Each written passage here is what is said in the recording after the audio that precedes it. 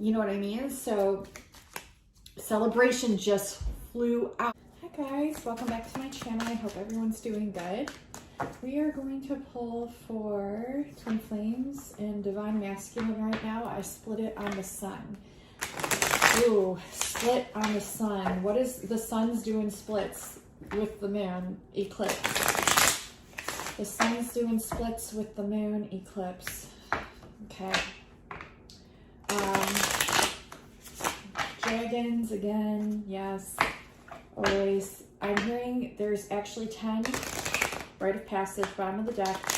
There's 10 people that are interested in you, Divine Feminines, right now. Only one of them is your twin flame / soulmate. And you know who it is, and they know. I don't know if, I think you might have had some occurrences where you both told each other previously, maybe, but maybe, yeah, trust your intuition. This just flew out, ascension.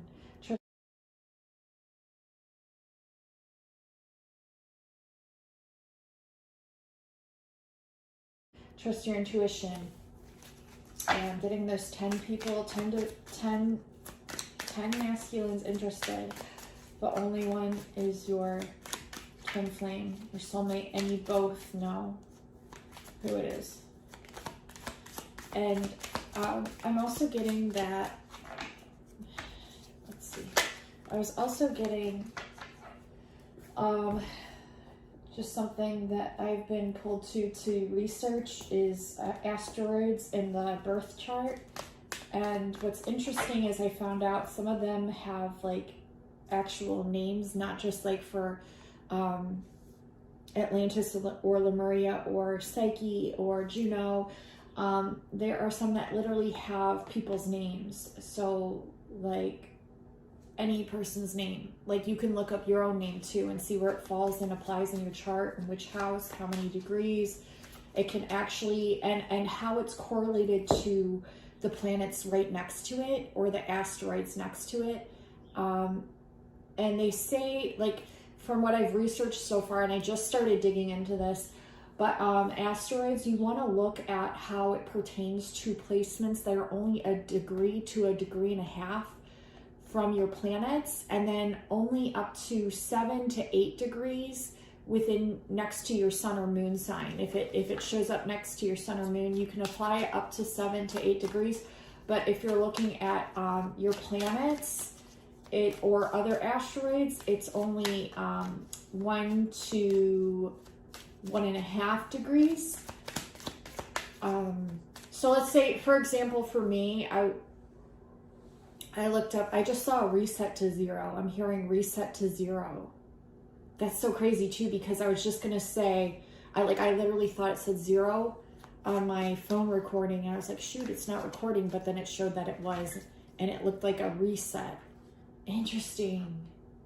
Okay, hold that thought. In my asteroid chart, like when I was looking up Atlantis, it falls in my 6th house. I found out from Starseed Sanctuary, who I really recommend you follow and subscribe to on YouTube. It fell out in 18 degrees Taurus, and my north node is in Taurus at 0 degrees.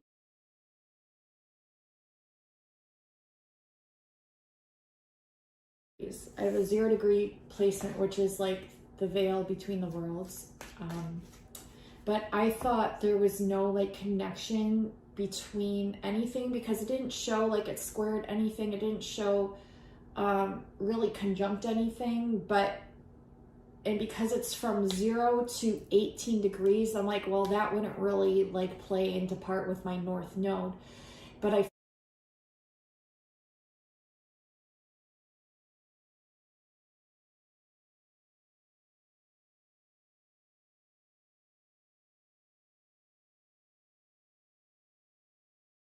found out, because it's in my 6th house, it has another meaning, that like my mermaid essence is being played out, like my Atlantean mermaid essence is being played out in my everyday routine.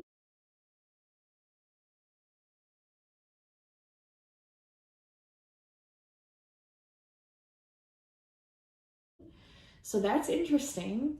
And I'm just starting to dig into this, but also other people's names can show up in your birth chart as the asteroids. You have to look up, you would have to Google their name and then find out the number and then insert the number. Don't insert the name on your extended chart in astro.com.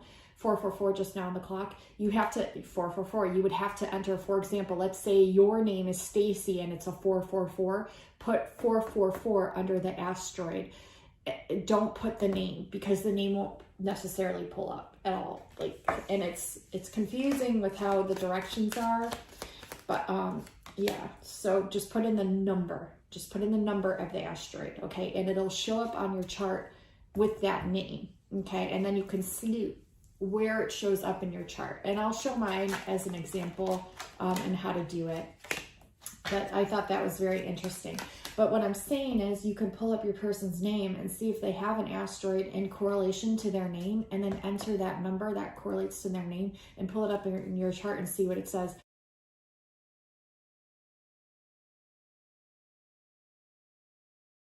I have not done this yet. I have not tried it yet when it comes to a person's name per se. So I've only done the Atlantean section so far because I'm doing more research.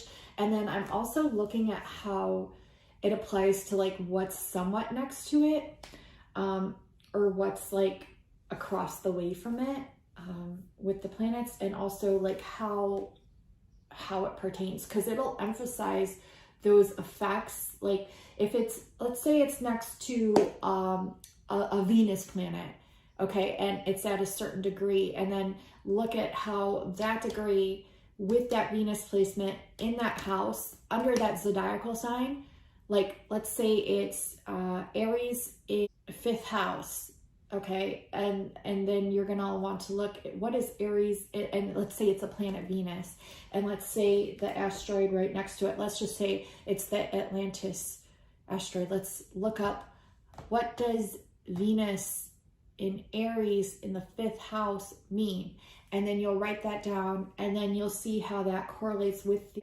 Atlantis asteroid and what the Atlantis asteroid means in relation to that, and how it can combine and make some sort of unique meaning for you, okay? And like I said, I'm new to this. I'm not an expert when it comes to astro charts or birth charts, but I've really been looking at like different angles of it, and it's just kind of interesting. So what I'm saying is you can pull up your person's name and see where it falls on your birth chart, and see, not everyone will have a name that correlates to an asteroid, but if they do, you can pull it up and kind of see, oh, how does this correlate to my planets and the relationship to my planets, and what it's squaring, what it's conjunct, and you know, what does this mean in relation to that, and which house does it fall under? What does that mean? You know, do I have lessons to learn here? So it's just interesting, okay? Always trust your intuition, of course, but it is quite interesting. Ooh, yeah, Wheel of Fortune just flew out. Look, and it looks like the birth chart. The Wheel of Fortune literally looks like the birth chart of all the zodiacal signs. Does it not? And it's got 2 people under it, dancing. And one's playing hard to get, and the other one's like reaching for. So that could be symbolic too. But each of you are blooming quite evenly. If you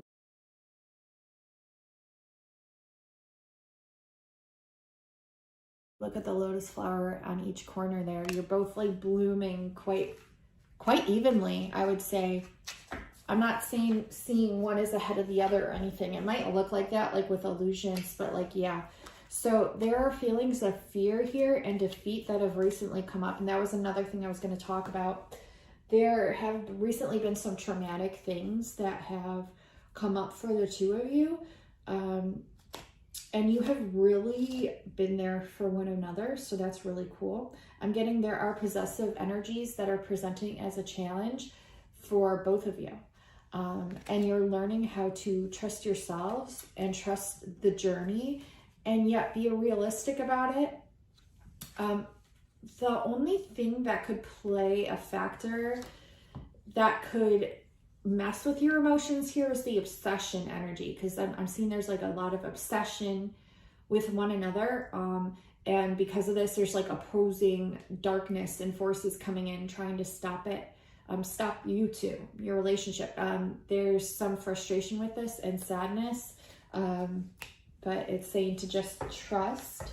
There could be player energy, you know, within your vibration. And of course, if you're a high vibrating being, there's going to be some of those energies. And like I said, like right when I channeled in, there's like 10 people here that are drawn to your energy, Divine Feminine. So, but you know who is meant for you. I feel like you just know. I mean, energy doesn't lie. Frequency doesn't lie. It can try. It can try, but you know the truth deep down. Yeah, so you're coming out of an indecisive energy because you know who it is. And I feel like your twin / soulmate is doing the same thing. They know who is meant for them and who is not. And so this is helping them to realize that. Okay, what is this card that flew? Transformation at the beginning. That it's like someone's ashamed of admitting the transformation that they went through, or they could be wanting to keep it private, which is fine.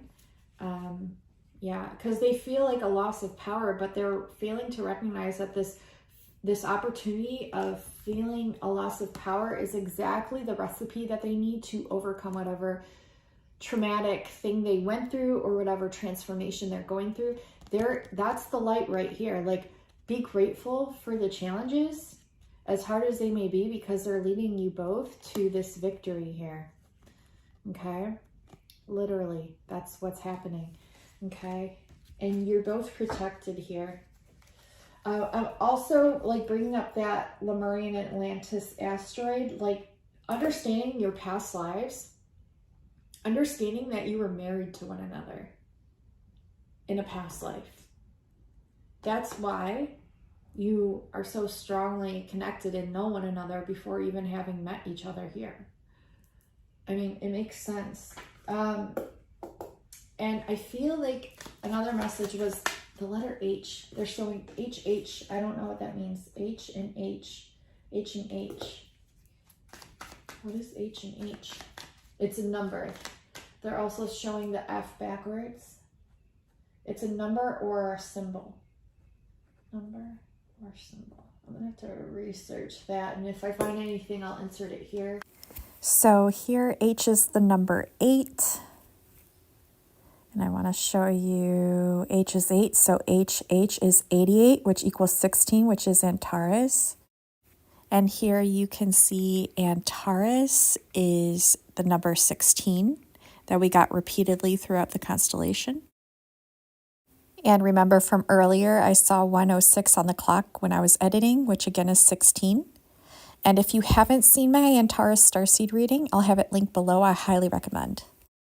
The letter F is the number 6, and I wanted to show you that that would equal 2 6s, which is the number of man, 6 protons, 6 neutrons, 6 electrons, because we had gotten that F backwards. Here I wanted to show you that 6 and 6 backwards is also D, and D is the number 4.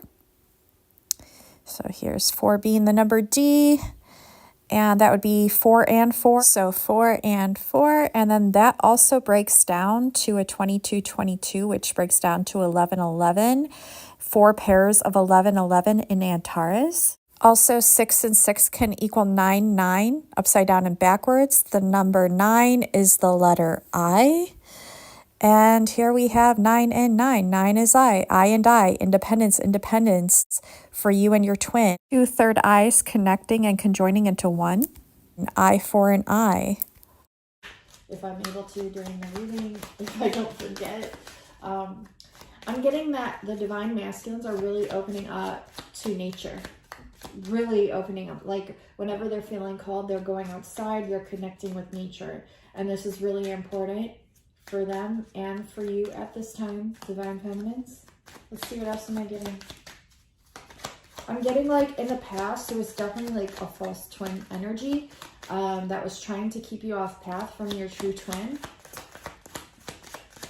or trying to distract you from them. Yeah, so this has caused both of you to go like your twin and you to go into a deep introspection about this. Or this could be an energy that recently has came up, that like maybe you were in your head or over analyzing, and Spirit just wants you to trust yourself, trust your power, trust your intuition. The train, divine emphasis from Spirit. Yeah, because celebrations are coming. 3 of Cups. There, 1311. There could be like a third party situation.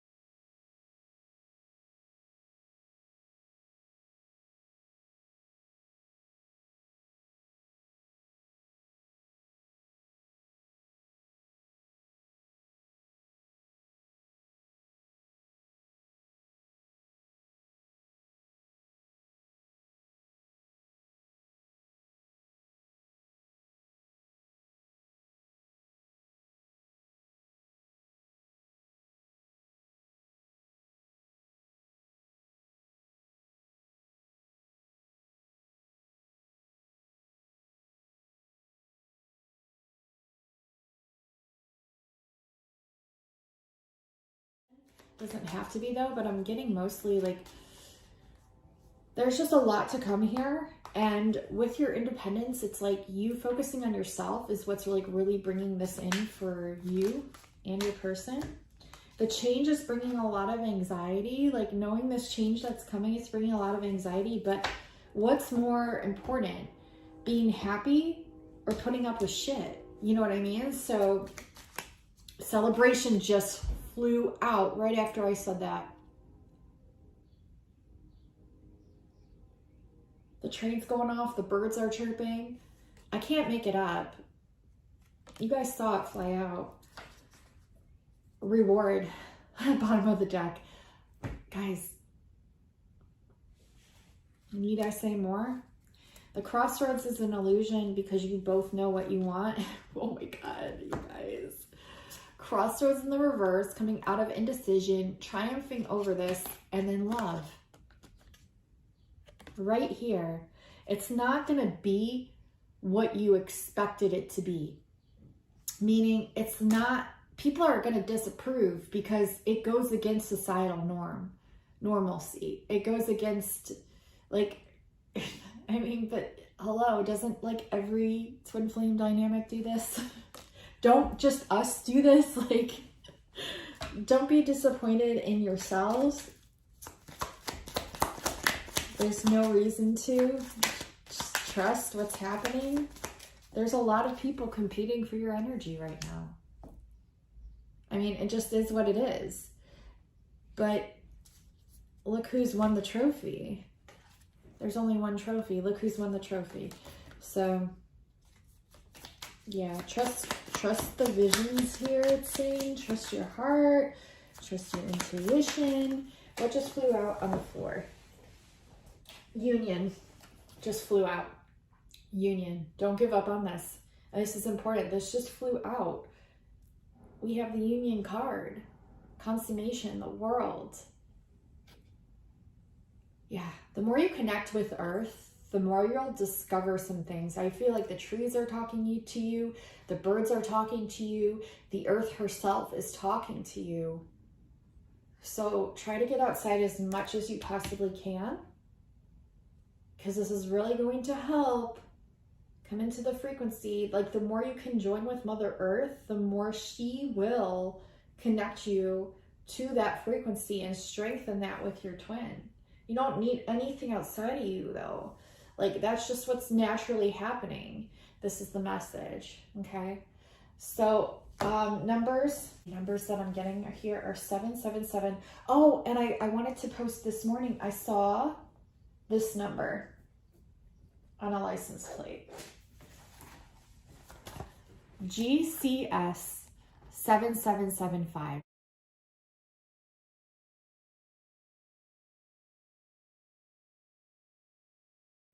It literally reminded me of Jesus.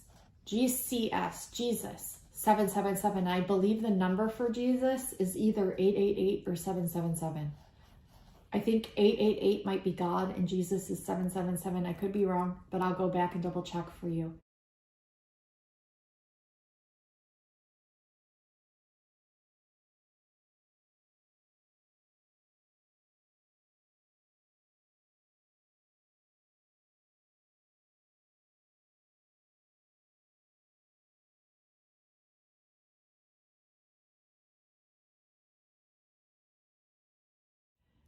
But yeah, Jesus, 777, change. And then right after I saw this, a van drove by with the huge capital letters of WIN exclamation point. Win. Jesus wins.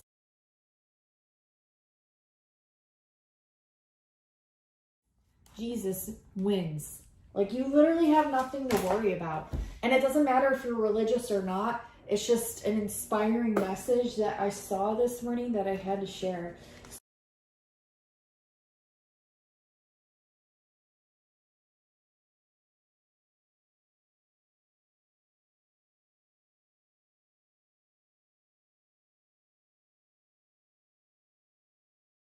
Go to astro.com, go to the extended chart selection screen. We're going to be looking at a natal chart wheel. You can pull up the transits here, but you don't have to. And make sure that you've clicked whole signs. Make sure you've already entered your chart and that your info is saved at the top there. Click major aspects only. You can check a few asteroids and points here, and you can select default settings for yourself. And down here is where you enter the asteroid number for what you want to see. Each asteroid has a name and a number. You can look at this and think, oh, I can just enter the name, but that is the name of a fixed star right there. So the way this site works is these are asteroids right there. These two are fixed stars, and this is something entirely different. These are called hypotheticals. That's why they have this little, H in front of them. So if you're doing asteroids, you can't just enter the name. You have to enter the number only. So we're going to enter 5143, which is Heracles or Hercules, 433, which is Eros, and 16, which is Psyche. And anytime you want, you can look up the entire asteroid list. There's like 19,933 named asteroids, and 3155 here is Lee, which is this person's chart's example's name. And there is a list of fixed stars here, and this is a list of other items and hypothetical planets, but we're just sticking with these ones. And then we're going to click to see the chart. And this is this person's birth chart for an example. So you can see we entered Heracles there, or Hercules. It's very close to this person's sun. And we entered Eros. It is very close to this person's Neptune. And we entered Psyche. And that's floating here. And we entered this person's chart's name. And it's conjunct very, very close to another planet here. So for example, love asteroids and number lists, you can Google them and look them up and then copy and paste them into the previous screen to check the love asteroids in your birth chart. Asteroids are very tiny points. There are bigger asteroids that are about 500 to 600 miles wide, but many of them are about a mile wide, 1 to 2 to 3, 4, 5 miles wide. They're very, very tiny points And as such, for example, if we look at this person's moon and their Mars, you can see that their moon is at 23 and their Mars is at 27. And that is what we call an orb of 4 roughly, because 27 minus 23 equals 4. Now, when you're dealing with the moon, or if you're dealing with the sun, you use quite a big orb. You say 8 to 10 as a conjunction, which means that they're touching side by side. Conjunction means side by side, sitting next to each other. So an orb of 4 or 8 means 23 plus 4 or minus 4. An orb of 8 would mean plus 8 or minus 8. And we do not work that way with asteroids because they're much, much, much smaller. The reason we've chosen these asteroids is to show the difference between a point like Neptune at 122 and to Eros at 251. That is about 1.3 to a 1.4 degree as an orb. For an asteroid, you want to look at a conjunction, a side-by-side connection of 1 to 1.5 degrees. Usually don't go bigger than that. You saw on the previous page that there's 19,933 named asteroids. So just imagine what this chart can start looking like if you have 100, 200, 300 asteroids in it. It becomes a mess, and you don't want that. You want the ones that are most clearly attached in a strong way to personal planets or major planets. So you can see here, Eros is very much conjoined to Neptune. And another example here is 26 degrees 44 Hercules and 2749 the Sun. That is almost exactly a degree, and that is a good example of a very important planet, your Sun, being very, very close to a minor asteroid, minor planet Hercules. And another example here is their Venus is almost perfectly conjunct. You can see 1206 and 1234, and this asteroid here on the left is called Ceres. That is not one that was entered, but it's one of the ones we selected in the control box to the left because there's 4 major female asteroids. There's Ceres, which is here, Pallas, which is here at 9 degrees, Vesta, which is here at 29 degrees, and Juno, which is here in 17 degrees in this person's chart, at least. In your chart, it should be anywhere different because everyone's chart is totally unique. These are good examples of prominent, important asteroids in the chart. Ceres conjunct Venus, Hercules conjunct the Sun, Eros conjunct Neptune. Now, the last one we entered on the previous page was Psyche, and you guys can see here, Psyche's not attached to anything. It's also not directly across from anything. It's also not even making a square, which would be here at 8 degrees or there at 8 degrees. So it's aspecting nothing, attached to nothing, conjunct nothing, opposed nothing, just floating there, which means Psyche is not an important point on this person's birth chart, and you're going to have a lot of these. It's not good or bad, it just is what it is. With love asteroids, there's probably 20 or 30 positive love asteroids, and there's about 20 or 30 quote-unquote negative ones. Not all the asteroids are going to be important in your chart. There's going to be a huge deal like Psyche in this chart that don't attach to anything and therefore don't have much significance, if any, in your natal chart. That doesn't mean Psyche means nothing in their charts. They could be by transit or by progression or in solar return or in many different ways experience the energy of this asteroid. So don't worry about it if you look up something like a famous one is Amor, like Amor, love. A lot of people, look that one up and Psyche and Eros and freak out because they're nowhere near what you would consider important points in your chart. it doesn't mean anything. We're all going to have challenging asteroids like Hercules, beautiful ones like Eros that attach to points, and ones that mean nothing. Another cool thing, depending on your name, is that you can see they've got an asteroid called 𝐿𝐸 here. There just happens to be one for this person's name. Not all names have an asteroid, and again, check to see if you have an asteroid in your name, you can insert it in your chart and see if it can join something. But the biggest thing you want to keep in mind is their small points. You want small orbs, really, really tight small orbs. If you have something at 12 and something at 16, no, sorry, it doesn't work.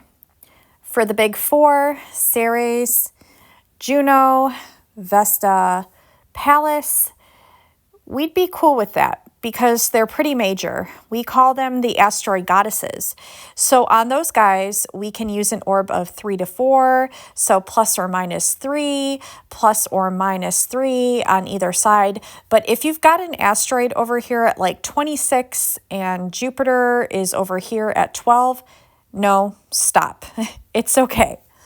There will be other asteroids conjoined to other things. Don't worry. Let this guy go. Let it go. And that is it. The number for asteroid Amor, I'll input here. And other love numbers will be in this video coming up here. Remember, you can also enter in your twin soulmate's asteroid number pertaining to their name to see where it falls in your chart and what it aspects to get an idea. Remember, not all names have asteroids attached to them. So don't feel bad if you can't find their name or yours. That's just the way the cookie crumbles sometimes. And there's so many other aspects you can look at in other asteroids that you can find out really interesting things about yourself in your own personal chart. So without further ado, here is the other video where it shows the other love asteroids that you can pull up in your chart and find out other information pertaining to you and your person. If you want to unlock the full potential of your natal chart, you need to be looking at asteroids. Asteroids hold so much valuable information in your birth chart, from who and when you're going to get married to how you need to care for yourself. They can help you become a better problem solver and ultimately what your spiritual and deep-rooted beliefs should be to align with your true self. And if you're not aware to your asteroid placements, now is the time to look it up. So the quickest way to find asteroids in your birth chart is going to be to Google search asteroids in your natal chart. You can also simply go to horoscopes.astroseek.com. This is my favorite website to use to find this out. From there, you input all of your birth information just like you would if you were running your natal chart. Here, we use Jane Doe, born on January 1st of 1970, just as an example. You can see written out in text all of the asteroids, so we'll start here with Juno showing up in Aquarius for this person's chart. Chiron, which is shaped like an upside down key as it is the key to our healing process, is showing up here in Aries. Ceres, which helps with self-care, is going to show up as CERE here, also in Aquarius. Pallas, the asteroid of intellect and problem solving, is showing up right on the corner, still in Capricorn. And Vesta, which gives deep insight and information into spirituality and beliefs, is showing up in Leo for this chart.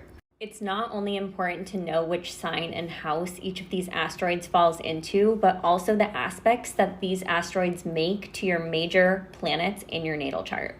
So given the example that Juno shows us the types of traits and qualities that best suit us for long-term partnerships, if this asteroid is in a positive aspect to your Jupiter, Venus, Mercury, Sun, or Moon sign in your chart, you are most likely to have an easy time finding your long-term life partner.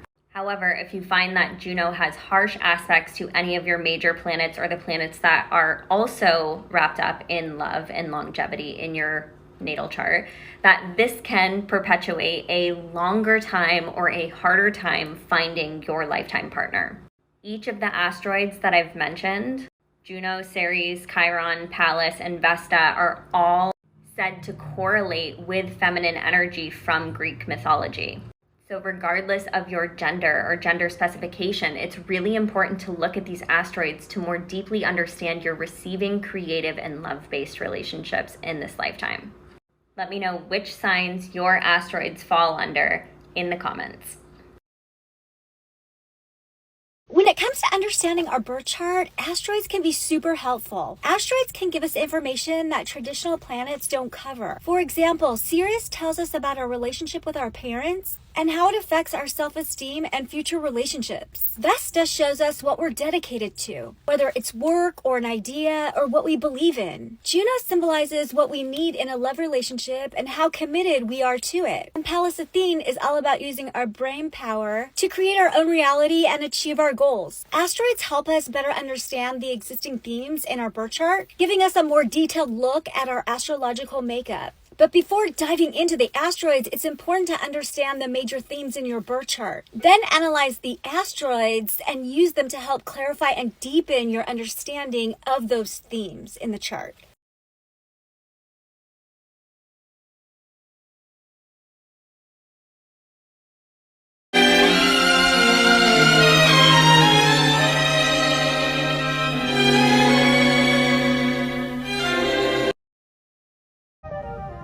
So there's a few conspiracy asteroids that I want to share with y'all.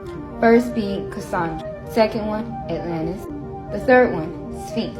What separates these three is Atlantis is something that is uncovering the truth. Cassandra is not believing what you've just read or heard. Sphinx is unsolved mysteries, etc., etc., etc. So, I have an article that covers this, but you can apply it to your favorite conspiracies like the UFOs that came about. I did with that article news stations and stuff like that because they be spreading the most conspiracies that we know. And yeah, happy digging. Wanted to book a reading with me, now would be the time. My readings are really unlike anything you'll ever experience in your entire life. They are unlike any other reading that you'll ever have. I promise you. It's so worth it. They are so genuine, they are so accurate, and they really I can see what it is that you're going through and what it is that you need, and I'm here to offer the help and the assistance and the guidance while you're here, and I just love it. So it's a really beautiful symbiosis, and so if you're feeling called, definitely do so. So if you wanted to check out, I have timeless readings on my Etsy shop, 20 of them that are all an hour pre-recorded readings that have messages and activations in there for you at the time that you're drawn to them. So just trust what you're drawn to, whether it be the thumbnail, the title, the essence that's pulling you forth, because that's what's meant for you at that time.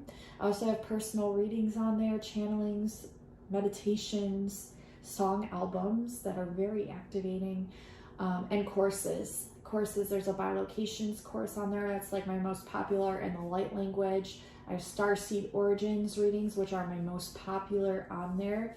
Trust what you're drawn to and guided to, okay? If you have any questions, don't hesitate to reach out to me at my Gmail, kimberkiss28@gmail.com, or on my Instagram, which is at Kimberkiss_cosmic_queen, for any questions that you may have pertaining to a reading. Yeah, it's going to bring you fulfillment is what they're saying. And it's going to help with your work and your independence. Yes. So I love you all so much. Thank you so much for watching, liking, commenting. Definitely share this out with anyone that's going through the twin flame journey. That's the point of these readings, is to help as many people as we possibly can. Share them with your twin, even if you want to, your soulmate. Yeah, just share them out. Subscribe. And I love you all so much. And until next time, I'll talk to you soon. Bye now.